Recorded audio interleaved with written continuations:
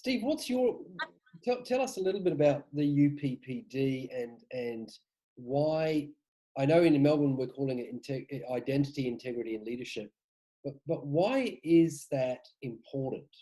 Understanding power, privilege, and diversity is a very important skill set that's required when, dealing with in positions of rank and authority or seniority with men or people, should I say, that are coming into spaces of deep vulnerability and authenticity. They're wide open. So to know and be equipped to understand how rank plays out, how I've got a one-up position of power from a place of rank or seniority, not only with those persons coming to the weekend to really sit in a vulnerable place, but also many of the people and the men that are coming on staff as well.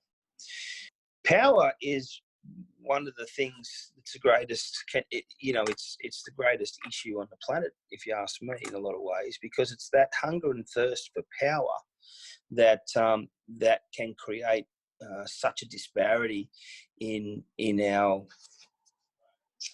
equalities in the world.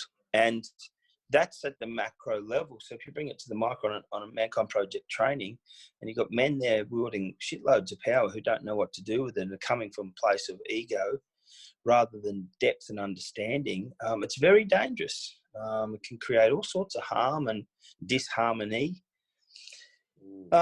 Privilege, with privilege quite often comes rank and power. So understanding privilege and how I sit in my own privilege, or, not, if I'm coming from an unprivileged position, which can also give me a one-up rank at different times, depending on, which way we fold here. If I don't understand that, then once again, the power issue comes into the deal and we've got this struggle going on. And of course, diversity, which is really difference. Appreciating difference, making space for difference. You are you, I am I, and how do we? Of course, if difference isn't respected, then all of a sudden we get this kind of sterile, bleached environment where everybody, needs to toe the line and be the same. And is that not a cult, as far as I'm concerned? And secondly, if I don't appreciate and understand difference, how can my arms be open to the connection of tribe that it needs to be, which is celebrating all the difference that we have and being able to sit in that in a place of oneness? And that can only come when I understand that difference is.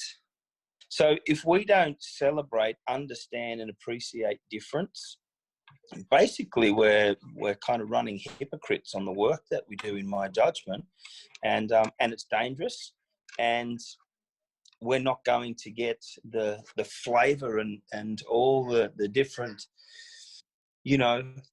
how would I put it, the exciting difference and beauty that each different person has to offer and bring to us.